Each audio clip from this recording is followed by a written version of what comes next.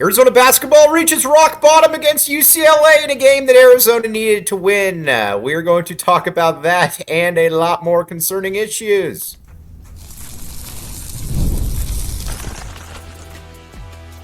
You are Locked On Wildcats, your daily podcast on the Arizona Wildcats. Part of the Locked On Podcast Network, your team every day. Thanks for keeping it locked on, Wildcats, and making this your first listen of the day. I'm your host, Mike Luke. All right, Arizona loses to UCLA, and Arizona, I think it's officially fair to say this team just is not very good. There is no real way around that. This team is just not very good. So I do think that we are at the stage now where we need to discuss why this team isn't very good, and the first reason why we need to discuss this is Caleb Love. This team was predicated on Caleb Love being a difference maker, an All-American type like he was last year. I mean, he was the third-team All-American last year. People, you can't forget that. He was very, very good. There's no other way around that. This year, he has looked disinterested. He just hasn't looked good, and I don't know that there's really any way around that. He has not looked good at all. So there's obviously that. When it comes to why is he disinterested? Who knows? I think that's something that's concerning because you getting paid a lot of money. He came back in this day and age. And I think that we are kind of at the stage now where you just kind of know that this just isn't good. And not only is it not good, this is a situation where we are at the point now where this is not going to get much better. You can just kind of tell. So the player regression has not been, or player progression has not been there. Now let's talk KJ Lewis. KJ Lewis looks like he forgot how to play basketball. He can't dribble. He can't shoot. Every time he puts the ball on the ground, it's not good. And he is he looks like a shell of what I think everybody was hoping that he would be. I think everybody was hoping he was going to be an NBA player. He hasn't come close to that, and that is a massive issue for the University of Arizona. Those two guys were expected to be difference makers going into the Pac-12. Going into the Big 12, they were, you needed them to be all conference types. They aren't close to all conference types, and that is just an issue. So barring them flipping the switch, it is what it is at this point. Then you look at Trey Townsend. Trey Townsend is kind of unplayable, to be honest with you. He doesn't get rebounds, and he is a turnover machine. They give him the ball, and he turns the ball over left and right. Not only does he turn the ball over left and right, it looks like he's always fumbling the ball. He's always, the ball skills on this team are just not good, and I don't know how else to put it. They're just not good, and I don't see that really getting any better. Townsend is one though that really has surprised me, just because he is he put up pretty good numbers against good teams in the past, and that just has not been the case. You could watch him now and be like, yeah, that ain't it. And I think the thing that has also surprised me too is that he can't rebound. And not only can he not rebound, he's a player that he's not really a good defender. And not only is he not a good defender, he's a player that you watch and you're like, okay, sometimes he looks a little disinterested. That's the other thing. Way too many of these guys on this team just look disinterested.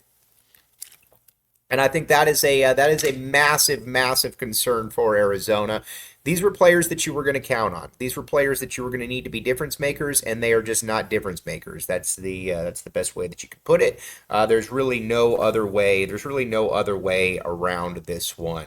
Now let's talk a little bit about where Arizona is then going forward.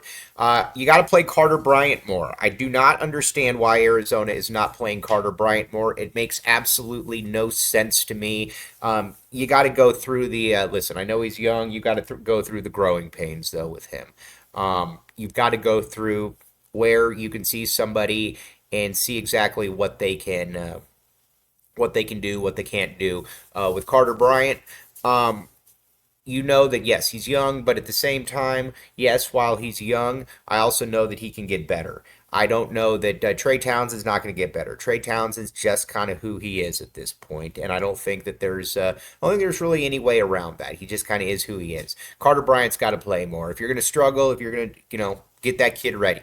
Up front, the internationals have just not been good. That's just the way it is. The internationals have not been good. Listen, when Henry Vasar is looking like he might be the first difference maker, I think that's a little bit of an issue. So there is that. With when it comes to Mount Crevis, listen, Mount Crevis is probably out for the season, but Mount Crevis is not. Mount Crevis just isn't good enough. The problem that I think that the problem that you're going to run into is that not only are these guys not good enough, they're kind of stiffs. And I think that's kind of where we're at. They're kind of stiffs. So there is that. And then so you got to figure out that. And then, some of the other dudes off the bench, like I'm fine with Awaka. He's got some issues, obviously, but he at least gets rebounds. Some of the other dudes, they don't do really anything. And I think that's kind of the concern. This just doesn't look like a team that is going to be this just doesn't feel like a team that is going to get much better, and I think that's the concern. Now there is one bright spot on this team, and it is somebody that we need to talk about, and we need to give some praise accordingly to. But first, FanDuel.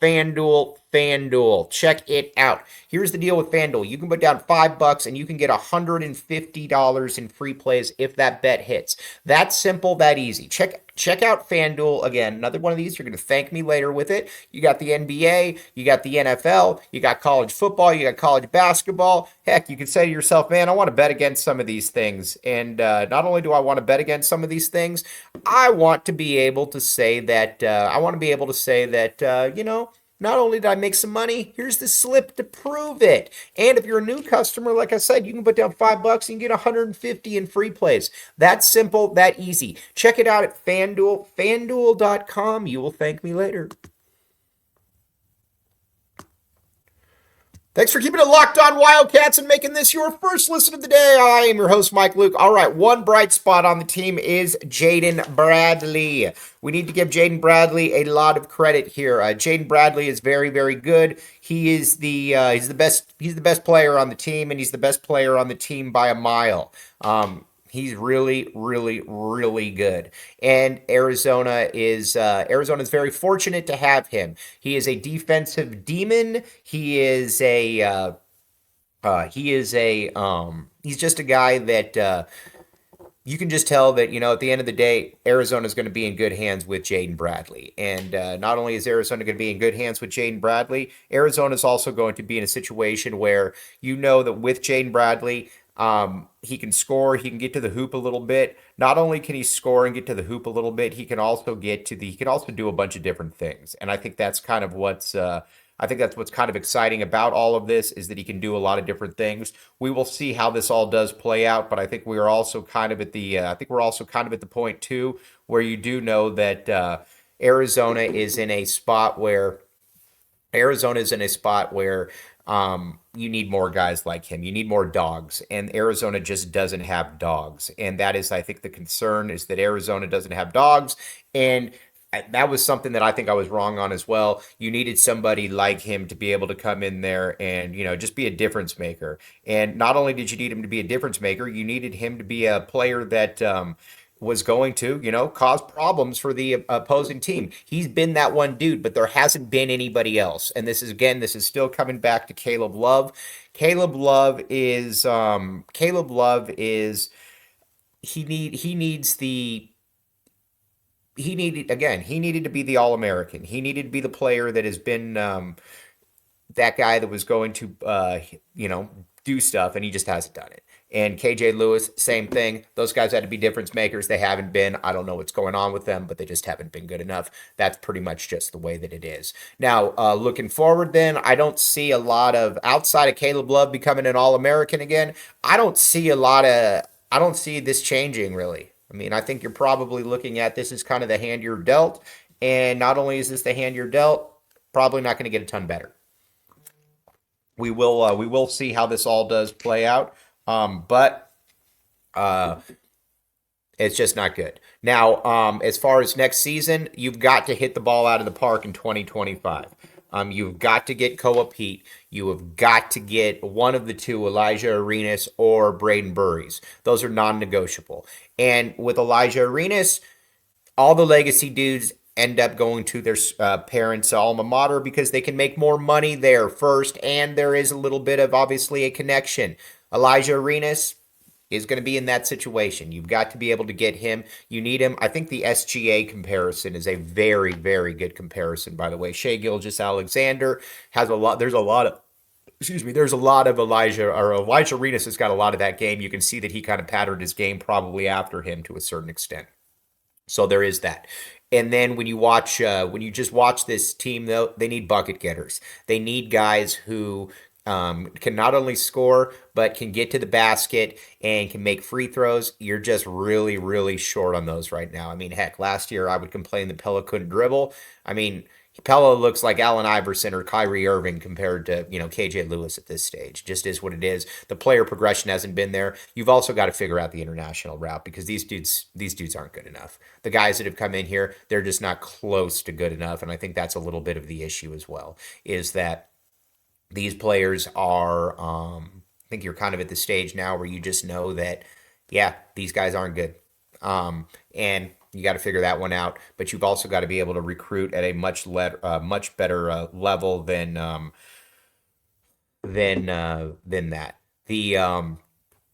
So we will see how that does play out. But overall, this is a bad team. I mean, it's not a good team. I don't.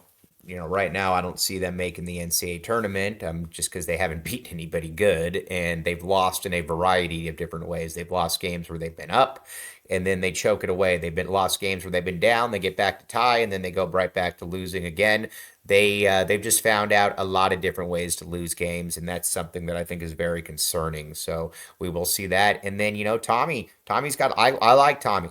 But Tommy's got to take a lot of blame for this because this team's just not very good, and they're not getting better. That's something that I think you could probably say is maybe a little concerning about Tommy's teams, is that they don't get necessarily better throughout the season, and you kind of wonder, is he really holding these guys accountable? What is he doing behind the scenes? Because I think there's a lot of concerns about that. And again, I think Tommy's really good coach. This is obviously a terrible season, but I think Arizona's kind of at the point now where probably where this thing is headed, and it's not headed in the right direction.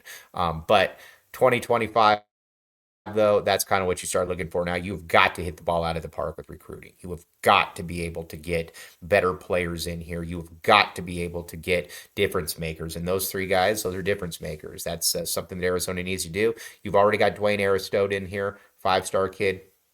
You got to be able to buoy that and be able to add some other stuff as well. But obviously a terrible loss for Arizona. This was kind of your line in the sand game where I think that you could see that Arizona's just not very good. It's not a very smart team.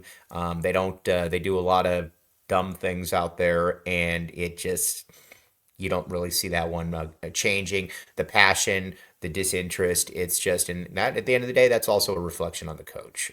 Again, I like Tommy Lloyd, but I think it's hard to sit here and say that this team's a disaster right now. There's just no other way around that.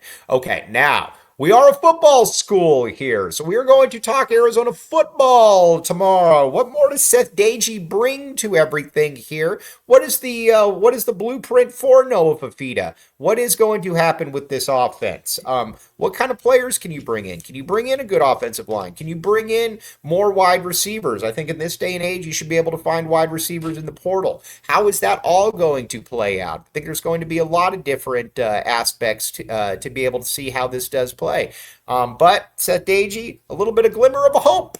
So we will see how that does play out. But again, Arizona basketball, kind of rock bottom here. The way you lost that game was miserable. And it just, a lot of stuff across the board just doesn't look good. So we will see how that plays out. But as always, very much appreciate you hopping in and making Locked On Wildcats your first listen of the day. I'm your host, Mike Luke. Bear down, back the A, and we will be back with you tomorrow.